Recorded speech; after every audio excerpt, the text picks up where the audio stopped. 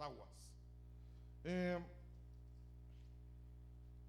Cuando vemos este verso, Génesis capítulo 1, estamos viendo que la tierra estaba desordenada, estaba vacía, las aguas, ahí dice que las aguas estaban sobre la faz del abismo y el Espíritu de Dios se movía sobre las aguas, pero las aguas estaban revueltas. Y para nosotros es decir, el agua en singular, pero la Biblia siempre que se refiere al agua lo dice en plural, siempre se habla de varias aguas. Entonces acá aparece y dice: entonces dijo Dios, haya expansión en medio de las aguas. El Señor ya ahí ya comenzó a poner orden, o sea, estaba todo desordenado, había desorden. Y viene el Señor y entonces Él dice: bueno, yo necesito poner orden acá. Y al poner orden, dice, separa las aguas de las aguas. Quiere decir que habían diferentes tipos de aguas y había que separarlas. Y entonces cuando el Señor empieza a ordenar, aparece ahí la palabra expansión. O sea, voy a ordenar para que haya expansión. Pero mis hermanos, cuando nosotros hablamos de expansión, digamos acá, si vemos el original, porque para nosotros es decir, bueno, expansión está hablando de cielos. Esa palabra expansión es la palabra raquía y viene de otra palabra, de una raíz que es la palabra racá. Pero entonces significa lo que sabemos, ¿verdad? Firmamento, arco visible del cielo. Pero cuando vemos su raíz, significa golpear la tierra como señal de pasión. Significa expandir. Pero ¿cómo? ¿Expandir cómo? Por martillar. Los que saben un poco de herrería saben lo que es expandir por martillar. Pero como aquí las hermanitas hacen sus tortillas, entonces es más fácil explicarlo así. Ponen una bola de masa. No sé si algunas de ustedes lo hacen así todavía al estilo antiguo. Sobre un nylon, le ponen otro nylon encima y empieza a golpear. O también así lo normal, ¿verdad? A la hora de golpear, martillar sería eso, ¿verdad? Estamos golpeando así la masa, se va expandiendo. Entonces eso significa realmente, cuando es la palabra expansión, la palabra aquí racá, expandir pero por martillar, es enchapar. Cuando hablamos de enchapar es aquí si vamos a enchapar algo con oro, hay que hacer láminas delgaditas, pero se hace de algo más grueso y se va golpeando hasta irlo expandiendo y que quede una lámina delgadita. Entonces eso es enchapar con hojas delgadas de metal. Significa extender, como hacer una tortilla de harina, ¿va? Se va extendiendo, se va expandiendo. Ensanchar y significa crecimiento. Entonces el verso anterior nos decía que Dios empezó a separar las aguas de las aguas, empezó a hacer, a ordenar, si quiere verlo de esa manera. Comenzó a poner orden, y al poner orden se pudo expandir. Al poner orden hay crecimiento. Entonces cuando no crecemos, cuando no vemos el fruto, cuando no vemos que nos estamos extendiendo, sino al contrario, permanecemos ahí chiquitos, entonces tenemos que ver, ¿no será que hay desorden? Y que hay algo ahí que hay que separar, hay que separar las aguas. Porque entonces dice separe las aguas de las aguas. Y Génesis 1:2 dice lo que les había dicho: y la tierra estaba sin orden y vacía, y las tinieblas cubrían la superficie del abismo, y el Espíritu de Dios se movía sobre las aguas. El verso 3 dice: entonces dijo Dios. Ahí es lo que empieza a hacer Dios, porque las aguas están revueltas, hay desorden, no hay luz. Entonces dice: entonces dijo Dios, sea la luz. apareció por primera vez la luz. No había luz. Sea la luz, y hubo luz. Y vio Dios que la luz era buena, y separó otra vez. Miren, ya separó, está separando aguas, está separando ahora la luz de las tinieblas. Y llamó Dios a la luz día, y a las tinieblas llamó noche, y fue la tarde y fue la mañana un día. Entonces ya tenemos que nosotros, veamos nosotros cómo estamos. ¿Cómo estamos aquí en casa? Nuestra casa espiritual, Verá Casamá, ¿cómo estamos? ¿Cómo está aquí? ¿Hay luz o hay tinieblas? Entonces hay que poner luz, hay que separar. Hay aguas. Y entonces, ¿qué aguas hay? ¿Cómo está nuestra casa física? Nuestra familia. ¿Cómo está nuestro trabajo? Si tenemos negocio, ¿cómo está nuestro negocio? O sea, aquí es empezar a ordenar, empezar a colocar cada cosa en su lugar. ¿Cómo está nuestra vida? ¿Cómo está mi vida? ¿Hay luz con tinieblas? ¿Hay 2 tipos o 3 tipos de aguas? ¿Cómo está? Y entonces aquí ya empieza el Señor a separar. Y entonces ya hubo noche, hubo día, hubo tarde, hubo mañana. Pero entonces volvemos a Génesis 1:6 y dice: entonces dijo Dios, después de haber ordenado, después de haber separado las aguas, después de haber puesto luz, y las tinieblas tuvo que salir huyendo, se separó, y hubo noche, hubo tarde, hubo día. Entonces dice: entonces dijo Dios, después de haber hecho eso, entonces dijo Dios, haya expansión. Ahora ya sabemos lo que es expansión, ¿verdad? En medio de las aguas, y separe las aguas de las aguas. Entonces yo quiero hablar esta tarde, mis hermanos, aguas. No estoy diciendo aguas, sino aguas que definen tu vida. Las aguas, hoy voy a hablar de aguas, pero son aguas que van a marcar nuestra vida, hermanos. Nos van a hacer ver o diferentes, o nos quedamos ahí. La cosa es: ¿qué quiero ser yo? ¿A dónde quiero llegar? ¿Cómo quiero terminar? Y entonces voy a tener que empezar a separar las aguas. Éxodo capítulo 15, verso 23. Miren, cuando llegaron a Mara, no pudieron beber las aguas de Mara porque eran amargas. ¿Se dan cuenta? Aquí aparece un tipo de agua: aguas amargas. Por tanto, al lugar le pusieron por el nombre de Mara.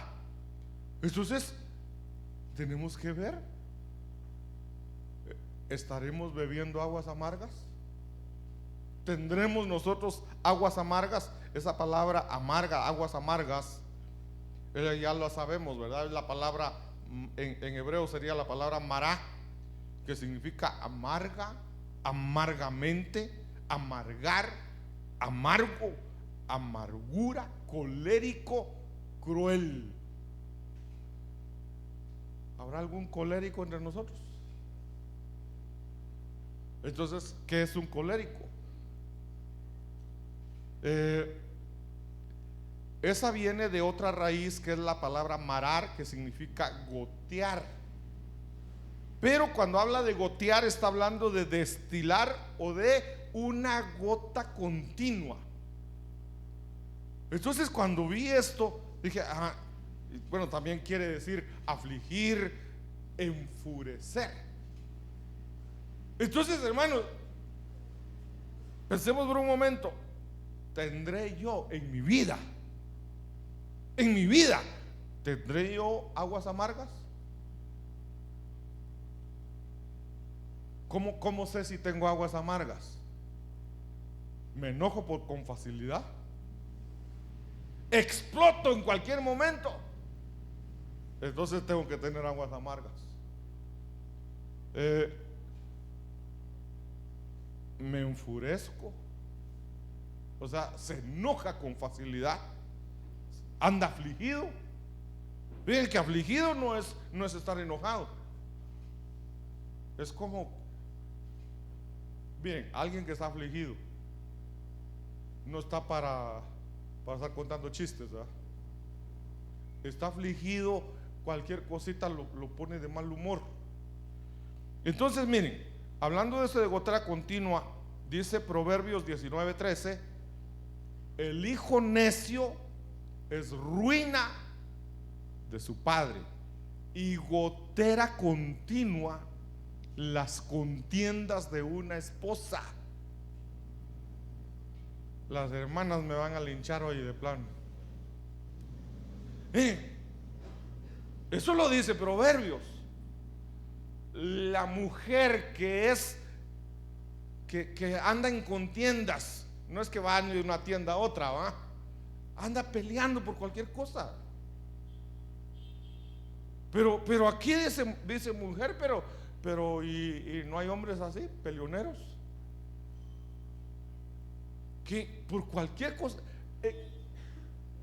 ¿Y por qué pusieron esto aquí? Ah, no me gusta.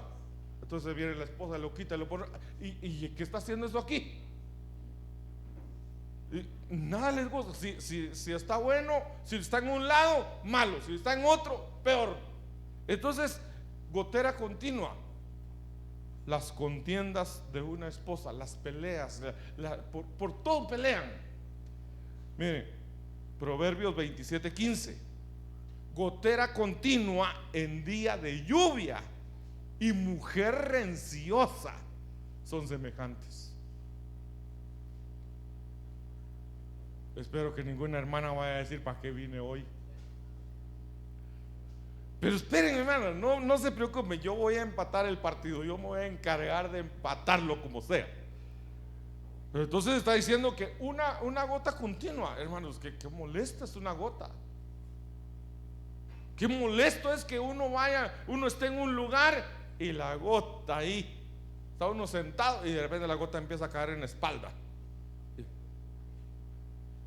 Se va uno a acostar y hay una gota ahí en el cuarto, y a alguien se le ocurrió poner una olla, y entonces tum, tum, tum. Padre santo, ya no se puede dormir. Y peor aún, hermanos, si está uno bien dormido y de repente una gota cayéndole en la cara. Ay, hermanos, pero entonces dice que la gotera continua en día de lluvia y la mujer renciosa son iguales. Mujer renciosa, mujer peleonera, mujer que por todo pelea. Pero entonces voy a empatar el partido ahorita. Primer libro de Samuel, capítulo 25, verso 3: el hombre se llamaba Nabal y su mujer se llamaba Abigail. Y miren, ¿por qué será? ¿Por qué será, mis hermanos, que siempre los contrastes, verdad? Es raro los casos que no son así. Por ejemplo, una persona alta se casa con una chaparrita. Un gordo se casa con una flaquita. A veces no, ¿eh? Pero un moreno, el otro blanquito. Esta pareja, este matrimonio, un hombre tosco, un hombre de aquellos que no dan ganas de acercarse para hablarle. Pero la mujer, hermanos, la mujer, dice, su mujer se llamaba Abigail, y la mujer era inteligente. Ahí me detengo, hermanos, porque digo yo, ¿cómo puede ser posible una mujer tan inteligente escogerse un marido así?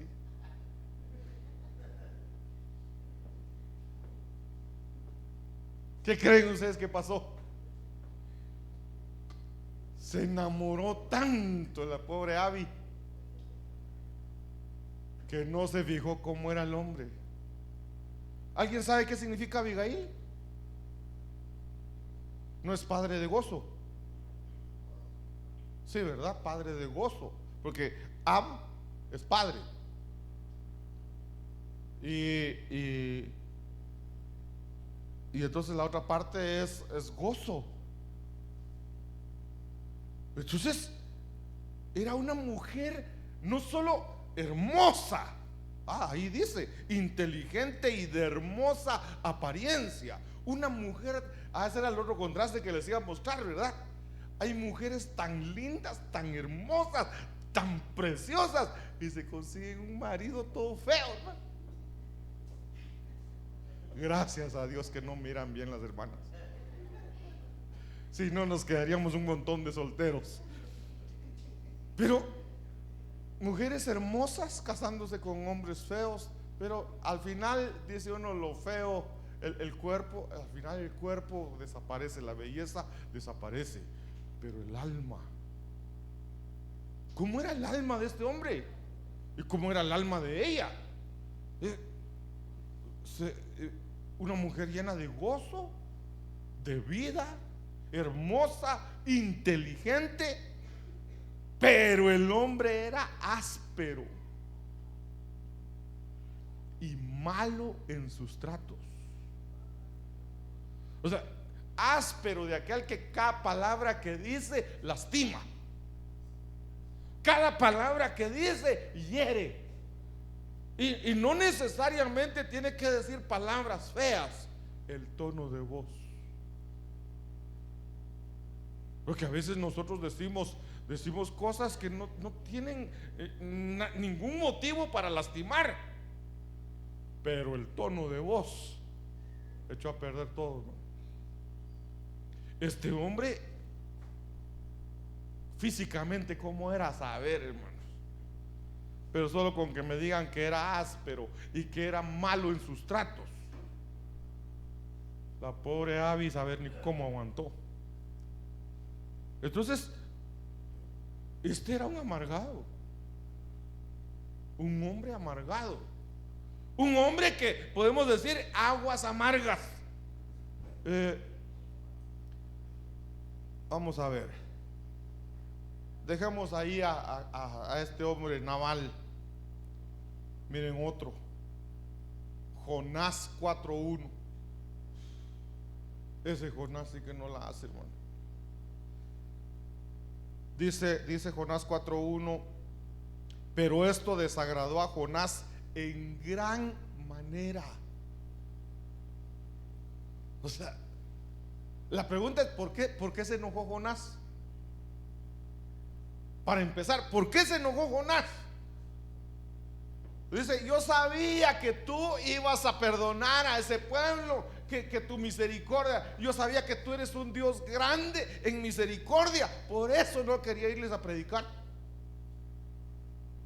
Pero como tuvo que ir, y entonces dice, les fue a predicar, y la gente desde el primer día que escuchó la palabra se arrepintió y se convirtió de sus malos caminos. Pero Jonás terminó de predicar el tiempo que tenía que predicar, y ahí dice, salió del pueblo y se sentó ahí cerca para ver qué iba a pasar. Ya les fui a predicar, ahora Señor, ya puedes mandar fuego del cielo. Entonces era de aquellos que no perdonan, de aquellos que hizo mal y que le caiga fuego del cielo. Lo peor de todo, hermanos, es ser así y no verse uno mismo sus propios errores. Porque ese Jonás era otro amargado, pero él no lo veía. Entonces aquí dice, se enojó en gran manera. El verso 2 dice, y oró al Señor y dijo, Señor, ¿no era esto lo que yo decía cuando aún estaba en mi tierra? Por eso me anticipé a huir a Tarsis, porque sabía yo que tú eres un Dios clemente y compasivo, lento para la ira y rico en misericordia, y que te arrepientes del mal con que amenazas. Verso 3: y ahora, oh Señor, te ruego que me quites la vida, porque mejor me es la muerte que la vida. Y el Señor dijo: ¿tienes acaso razón para enojarte? Y le contesta a Jonás. Entonces dijo Dios a Jonás: ¿tienes acaso razón para enojarte por causa de la planta? Porque ya se enojó porque Dios los perdonó y dice: sí, Señor, tengo razón de enojarme hasta la muerte. Pero aquí otra vez, ya más adelantito le dice, cuando le hizo crecer una planta para que tuviera sombra, pero después un gusano llegó y se lo comió y el viento lo secó. Entonces dice, se enoja Jonás otra vez y le dice: ¿tienes acaso razón para enojarte por causa de la planta? Y él respondió: tengo razón para enojarme hasta la muerte. Entonces, hermanos, que no seamos como Jonás, que no seamos como Nabal, y hermanitas, que no sean como la mujer rencillosa, la mujer de contiendas, la mujer peleonera. Tengamos cuidado, mis hermanos, revisémonos. Es que mis hermanos, el hecho de escuchar la palabra, el Señor nos habla, el Señor trae su palabra buena y edificante, pero también es una palabra que nos confronta. Es para que cada uno de nosotros se revise, cada uno se pregunte: peor si soy yo un Nabal, peor si soy yo una mujer rencillosa, una mujer de contiendas, una mujer peleonera, peor si soy yo una gota continua. Entonces, lo peor es ver a los demás, que sus problemas, sus pecados, sus faltas, y no verme a mí mismo. Mejor que seamos como Abigail, inteligente. Bueno, también la Abigail, ¿verdad? ¿Cómo se fue casando con ese hombre? Pero los que no se han casado, antes de poner sus ojos en alguien, conozcan su alma. De verdad, patojos y patojas. Porque tanto hay Nabales como hay ayotales, hombres y mujeres, hombres como Nabal o mujeres como Nabal también, hombres rencillosos, hombres peleoneros, hombres machistas. Entonces, recordemos que no nos casamos con un físico, nos casamos con un alma. Entonces tenemos que conocer bien el alma primero. Entonces, número 1, aguas amargas. Aguas amargas, hay que separar esas aguas, hay que quitarlas, hay que hacerlas a un lado. Si hay aguas amargas, si somos como aguas amargas, limpiémonos. Miren lo que dice Isaías capítulo 57, verso 20. Pero los impíos son como el mar agitado, que no puede estar quieto, y sus aguas arrojan cieno y lodo. A ver, ¿qué es el agua? No esta agua, sino el agua en sí. ¿El agua qué es? ¿Qué figura de qué es el agua? ¿Qué es la palabra? El agua es figura de la palabra, es figura del fluir del Espíritu Santo. Y de tu interior correrán ríos de agua viva. Y entonces dice ahí, refiriéndose, eso está en San Juan capítulo no sé, capítulo 5 o algo. Dice, y de tu interior correrán ríos de agua viva. Y después dice, es que se refería al Espíritu Santo. Entonces, que haya en nosotros un río, una fuente de agua viva, y que salga para darle a todos los demás. Pero aquí dice, entonces si el agua es la palabra, si el agua es el Espíritu Santo, si el agua es la palabra que nos purifica, que nos limpia, que nos lava, hermanos, le dice Jesús a Pedro, o cuando estaba con sus discípulos, cuando le lavó los pies, y Pedro dice, a mí jamás me lavarás los pies. Entonces ahí cuando está Jesús hablando esto, le dice el Señor, ustedes están ya limpios por el agua de la palabra. No necesitan bañarse, solo lavarse los pies, porque continuamente nos contaminamos, nos ensuciamos, entonces tenemos que estarnos lavando. Pero entonces aquí dice, y sus aguas arrojan cieno y lodo. ¿Qué es cieno? No es cielo, es excremento de ganado. ¿O no? Me corrigen si estoy equivocado. Eso es verdad, excremento de ganado.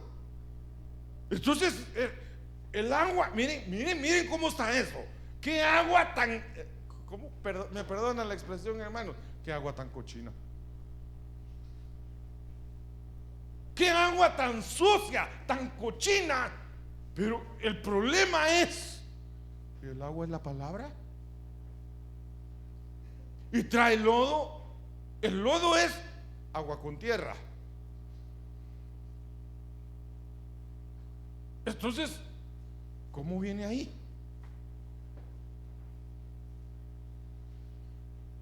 No, ¿cómo vamos a explicar ese verso, hermano? La palabra que viene del cielo, la palabra que viene de la boca de Dios, la palabra que es Cristo. ¿Por qué? Porque dice San Juan capítulo 1, en el principio era la palabra. Las Biblias lo traducen, en el principio era el verbo, y el verbo era con Dios, y Dios era el verbo. Pero esa palabra verbo es la palabra logos. Pues en el principio era el logos, la palabra. Entonces, ¿quién es la palabra? Es Cristo. Es la palabra escrita. Y entonces aquí dice, pero el agua traía lodo, traía tierra. Alguien que me explique por qué.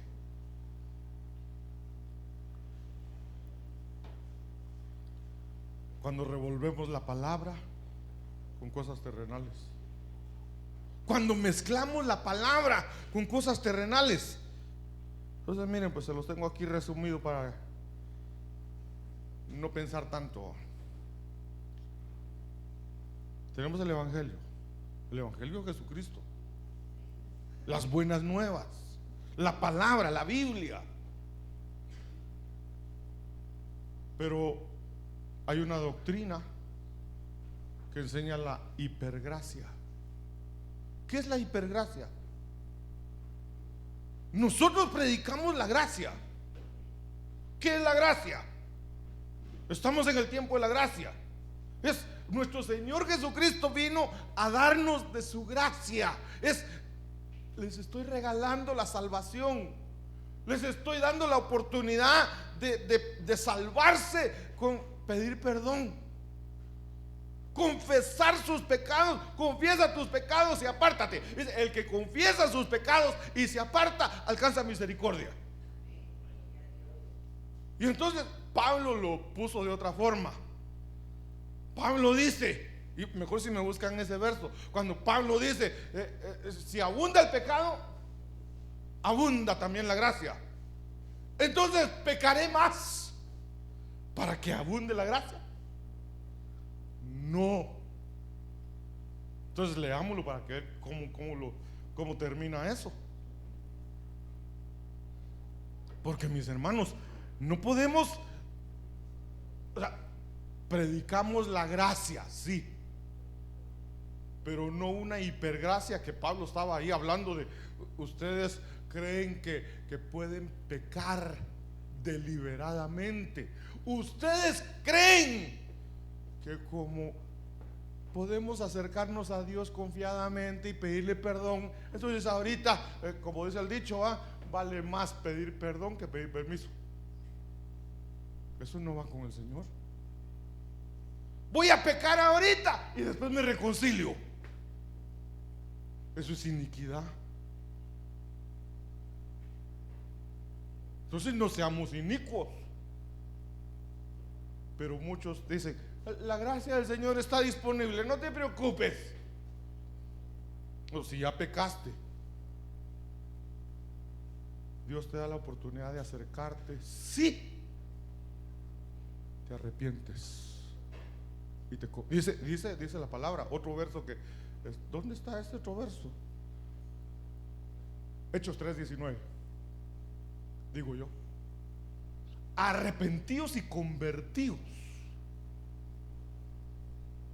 y de su presencia vendrán tiempos de refrigerio. Arrepentíos y convertíos. No es solamente si te arrepentís ya estuvo, no, te vas a arrepentir. Conversión es: vas a cambiar. Vas a cambiar tu mente, tu forma de pensar. Si antes te gustaba el pecado, te arrepientes y te conviertes, ahora ya no te gusta. Pero si crees que pedir perdón, que la gracia es: yo puedo seguir en el pecado y sigo pecando y pidiendo perdón, pecando y pidiendo perdón, pecando y pidiendo perdón, eso no va. ¿Alguien encontró el verso que les dije? Allá atrás, por favor, con la pastora.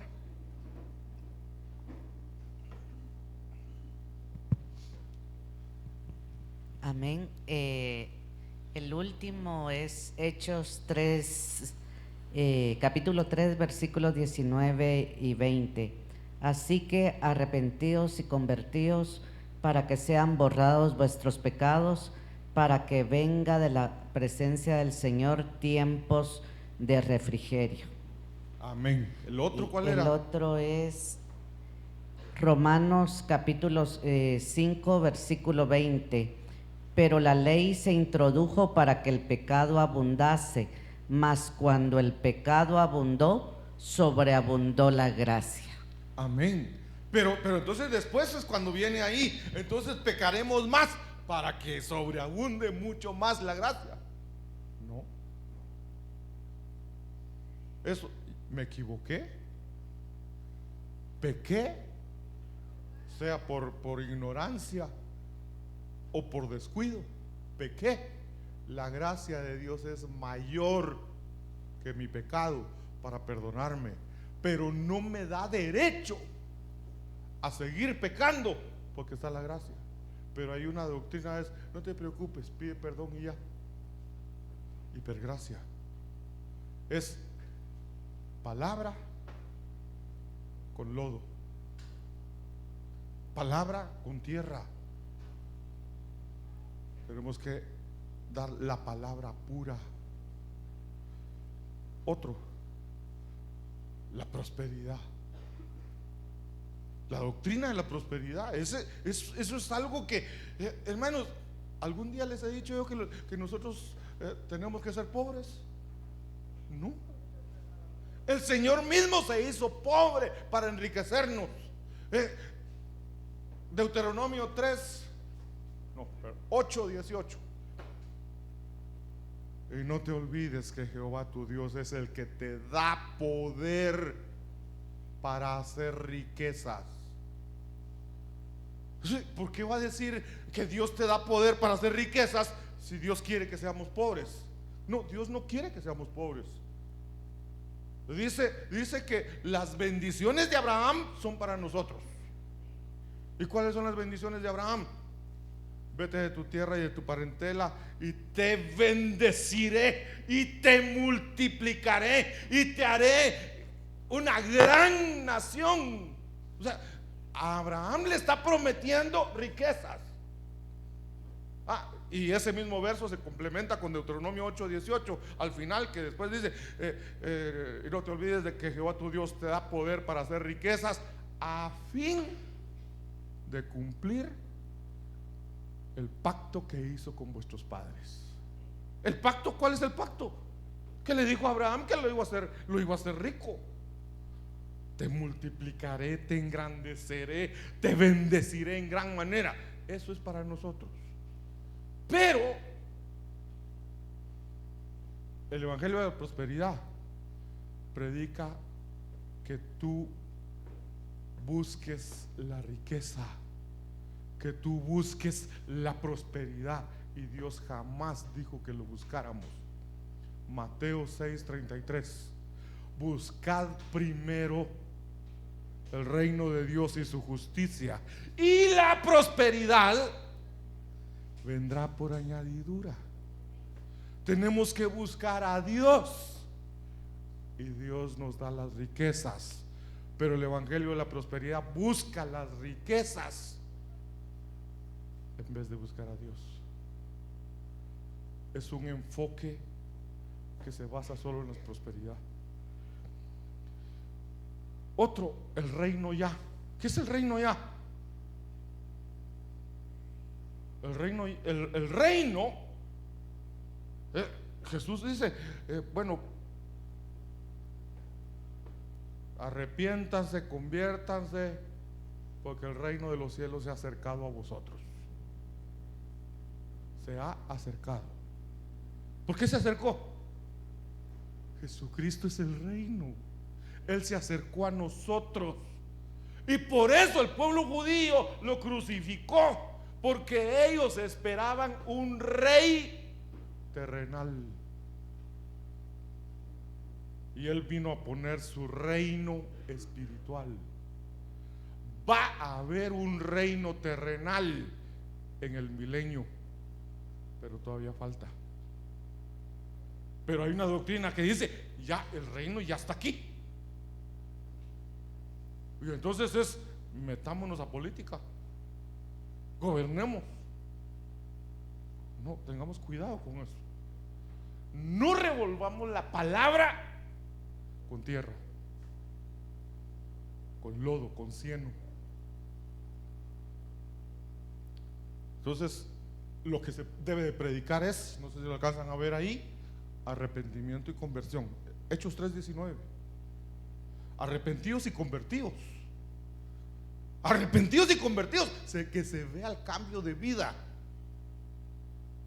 No es solo de todo facilito. No. Miren lo que dice 1 Tesalonicenses capítulo 5 verso 23: y que el mismo Dios de paz os santifique por completo. ¿Qué pide Dios?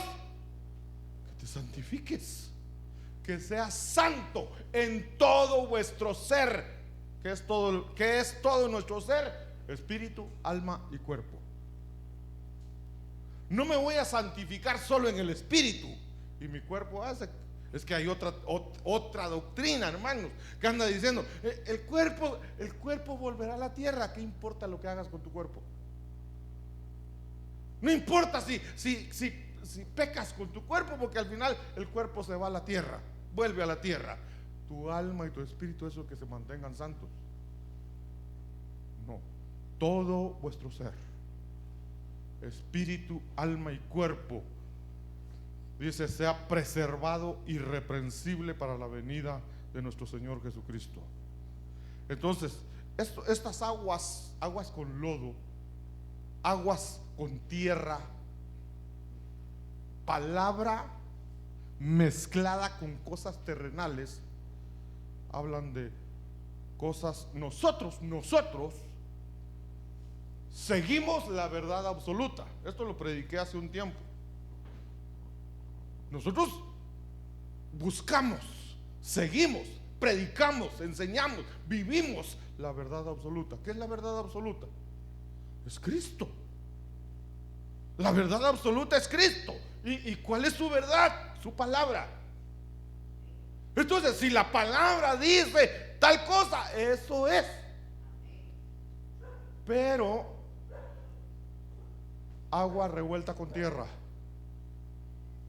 es que hay una verdad relativa. Eso dice el mundo. Hay una verdad relativa. Hay un relativismo moral. Entonces, la verdad no es absoluta, la verdad es relativa. ¿Relativa a qué? Ay, es que los tiempos ya cambiaron, no es lo mismo que antes. Entonces ahora es relativo a nuestro tiempo. Relativismo cultural. Es que como aquí la cultura es así. Como aquí la cultura ya viene noviembre, ya viene diciembre. Relativismo cultural. ¿Y qué nos dice el relativismo moral?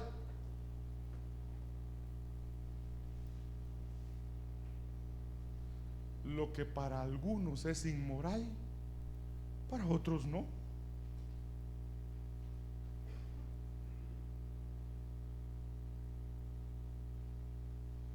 Entonces, facilito lo podemos ver.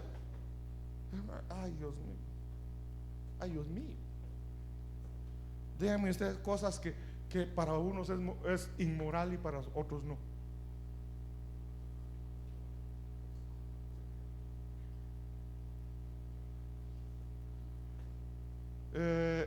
¿Será inmoral que una mujer ande solo taparrabo?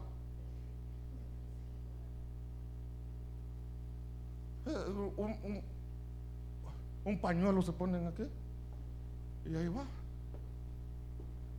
Y todavía se ponen unos grandes tacones así, más arriba todavía. Y entonces, ¿qué dicen ellas? El cuerpo es una belleza y hay que mostrarlo. ¿Qué tiene de malo? Dicen todavía. Y para otros es inmoral. Entonces, la verdad relativa es, para algunos mi verdad es esto y para otros mi verdad es esto. Y no se trata de qué piensas tú, cuál es la verdad, qué dice la palabra. Nosotros nos guiamos por la palabra, no por lo que dice la cultura, no porque dice la moral. Nos vamos a Europa,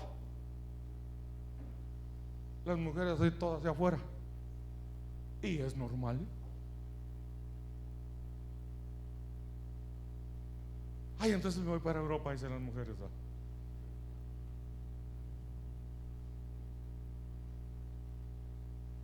Relativismo moral,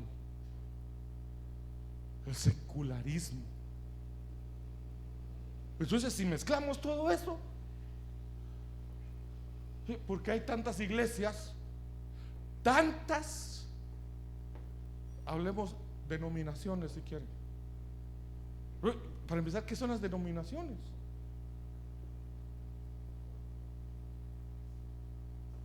¿Por qué en unas iglesias se danza y en otras dicen que es pecado danzar? ¿Por qué en unas iglesias se habla en lenguas y en otras dice eso es del diablo? Ay, hasta miedo me da de decirlo, porque ¿cómo voy a decir yo eso es del diablo cuando eso es del Espíritu Santo? Entonces no se puede hacer de esa manera. ¿Y por qué unas iglesias cantan sentados? No tiene nada malo cantar sentado, ¿va? Pero cantan sentados con el himnario así. Pero el problema es, no levantes más la voz, no pegues gritos. Y yo busco en la palabra, y la palabra me dice canten con júbilo. Y allá cantan y ellos dicen, es que nosotros cantamos solemnemente. Y entonces no pasan de acá, santo, santo, santo. Esa es hermosa, pero que todas sus alabanzas sean así. Que no puedan cantar remolineando, remolineando. Tal vez exageré, pero tenemos derecho. Pero no pueden cantar, no pueden cantar. Yo haré una fiesta, porque es pecado.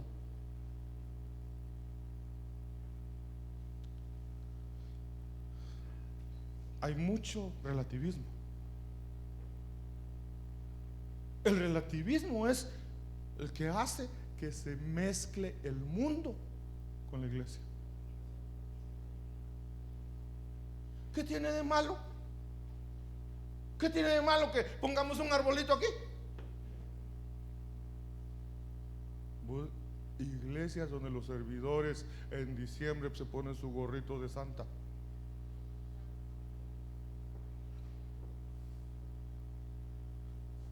Miren, ¿por qué lo hace la gente? Hay gente que ya conoce la verdad,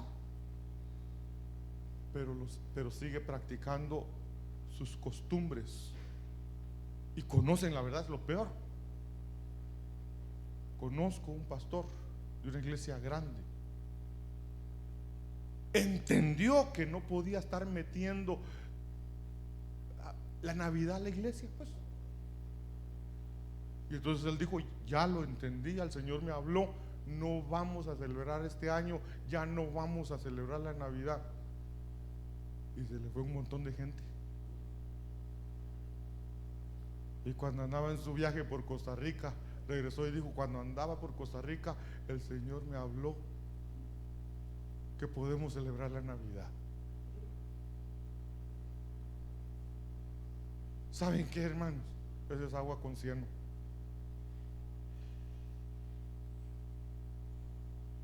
Limpiemos. No permitamos esas aguas. Entonces, nuestra fe está basada en estatutos. Cuando digo estatutos, no está hablando de doctrinas humanas. Estatutos de Dios, en la palabra, en doctrina bíblica, no en emociones. Si basamos nuestra fe en emociones, ya la perdimos, hermano. Porque me voy a emocionar con algo y lo voy a traer a la iglesia. Me va a molestar algo y lo voy a sacar de la iglesia. Mejor que sea la palabra, el agua de la palabra, que venga como río y saque todo aquello que no es agua limpia, agua pura, agua del Espíritu.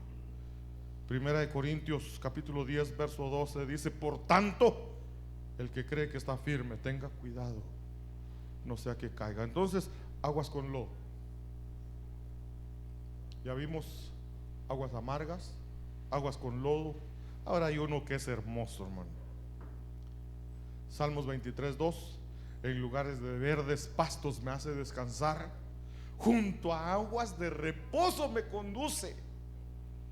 Hermanos, si hemos estado por aguas amargas, si hemos pasado por aguas con lodo, necesitamos aguas de reposo. Entonces, para poder comprender bien lo que es aguas de reposo, esa palabra reposo es la palabra menujá, que significa pacíficamente, pero miren lo que significa también: consolación. O sea, aguas de reposo nos llevan consuelo.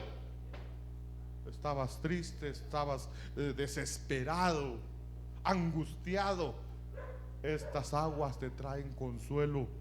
Pero dice consolación, específicamente matrimonio. Por eso que concretamente significa aguas de reposo, significa morada,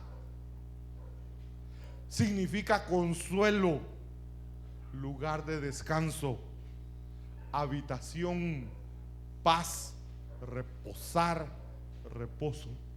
Necesitamos la paz de Dios en nuestra vida, necesitamos reposo, necesitamos descanso. Entonces Jesús dijo: venid a mí todos los que estáis cansados y cargados, que yo les voy a dar descanso. Y entonces dijo: yo rogaré al Padre para que envíe al Espíritu Santo y Él os consolará. Entonces necesitamos esas aguas de reposo, que esas aguas de reposo vengan a consolarnos, vengan a darnos una morada de paz.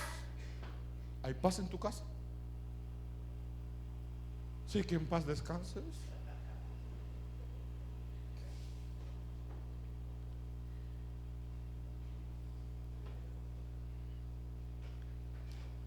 Hermanos, todos necesitamos consuelo. ¿Saben por qué? Más de alguna herida cargamos. Hemos sido lastimados, heridos.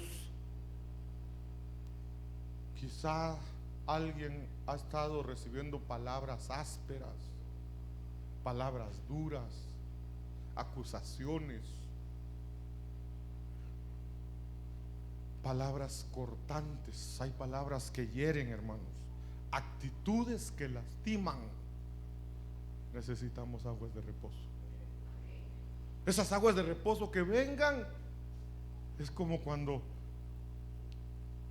¿saben cómo?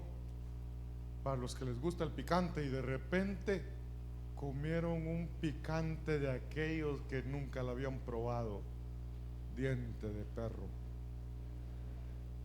y se les quemó la boca y ya no pueden, y alguien les lleva un vaso de agua. Qué rico se siente, como aguas de reposo. Que cuando ya no aguantamos más y nos llevan algo que refresca. O como cuando uno se está muriendo de la sed y por donde va no hay ninguna tienda ni una casa que haya gente amable para decirle qué desea. Más bien a los chuchos le echan a uno. Pero de repente te encontrás con un vaso de agua fresca. Qué rico. Aguas de reposo. Necesitamos que las aguas de reposo vengan a nuestra vida, a nuestra casa, a la iglesia. Que las aguas de reposo vengan y nos den ese consuelo que necesitamos, esa paz, que nos hagan habitar en paz, porque es morada de descanso.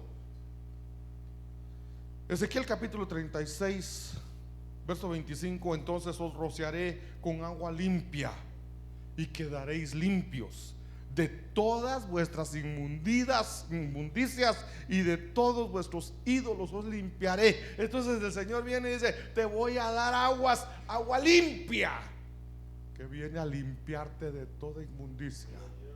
Agua que te purifica, agua que te limpia. Esas son entonces aguas que limpian. Para ir terminando ya, mis hermanos de alabanza, por favor, apóyenme.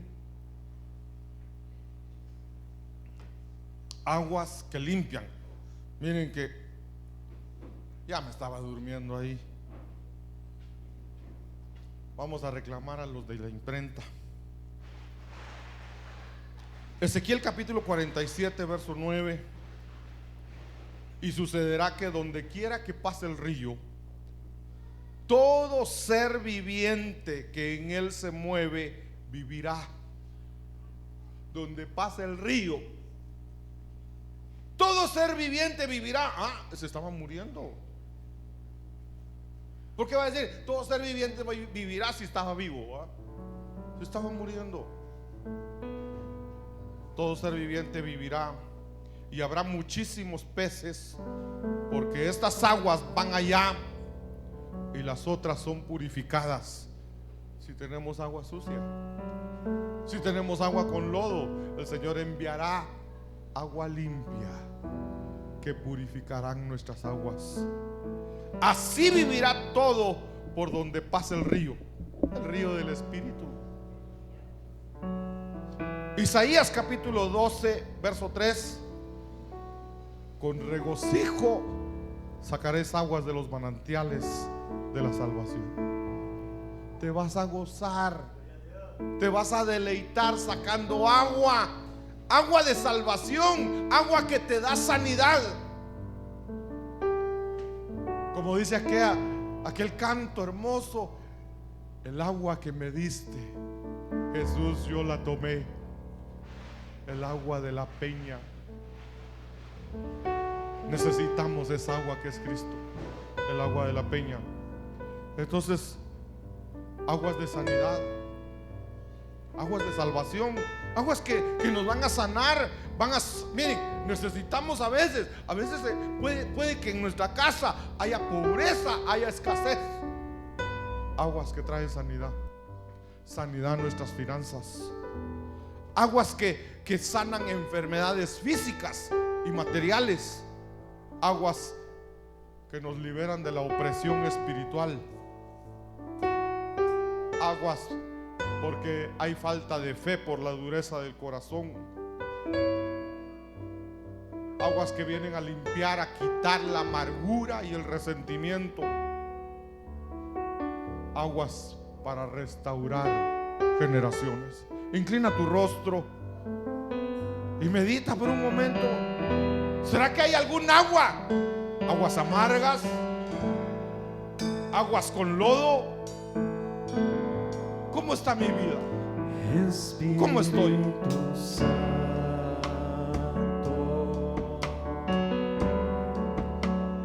Anhelo tu presencia,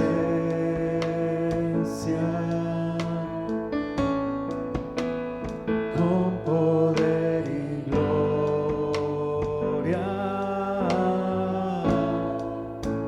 y en ese lugar, Espíritu Santo, anhelo tu presencia,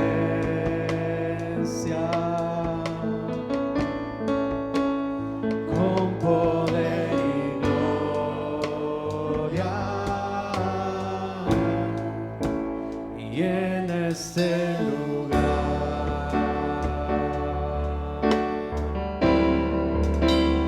Eres agua viva,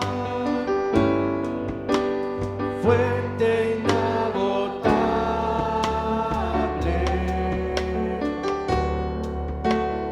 consejero y consolador. Toma tu control. Eres agua viva, fuente inagotable, consejero y consolador. Toma tu control. Eres agua viva, fuente inagotable,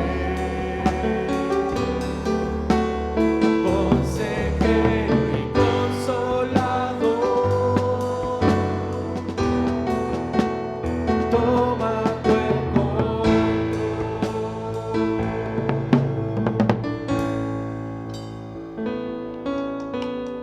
Gracias, Padre amado. Gracias, Señor, por tu palabra.